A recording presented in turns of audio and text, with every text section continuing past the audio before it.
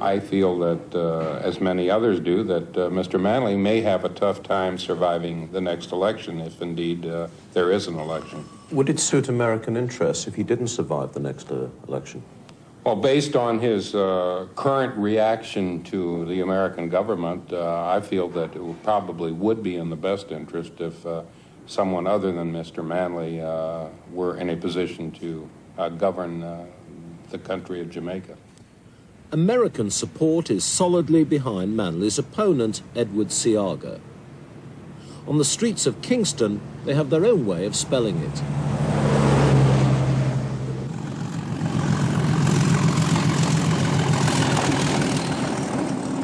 The railway line runs through a slum in the middle of Kingston. This is Manley's power base. Ironically, his supporters have suffered more than any from the collapse of Jamaica's economy. Once they had very little, now they've nothing at all. Yet they're fiercely loyal to the man regarded by the poor as a saviour. What would you do for Michael Manley? For Michael Manley? Yeah. I'd move the world for Michael Manley, for the people's man. Yeah. Him see the people, him see the struggle of the people. Fight the last man, power for the people, all the while. Put up on people, power for the people, all the way. We are not afraid.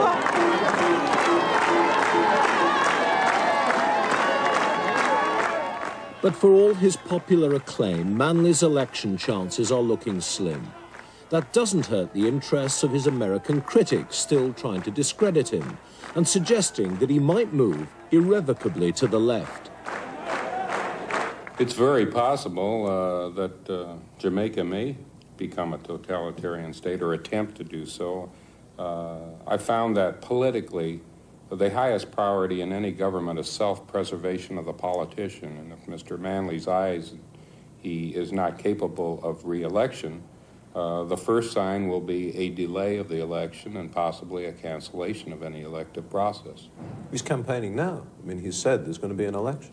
Well, that's entirely possible, but if polls begin to indicate that the electorate does not agree with the politician that's campaigning, and he's in a position of power to cancel or delay elections, then it's within the realm of possibility that election may not be held.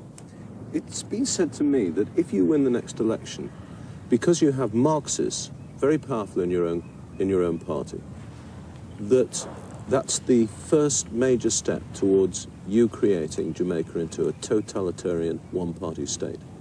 People have said that to me. They said that before 1972. They said it before 1976. They said it before my father won his first election in 1955. They said it before the election that he lost in 49. They said it before the election that he lost in 44. They said it before the election that he lost in 67.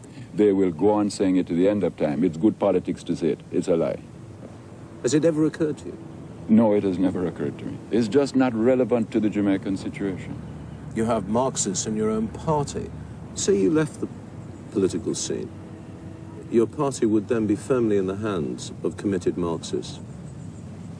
No, this is a, you know, this, you said this term. I heard you say that before, and I didn't want to be rude and interrupt you. About powerful Marxists in the party. What does one mean by that? I mean, I read Marx and think Marx is one of the most important thinkers in world history. Does that make me a Marxist in the sense in which you use the term?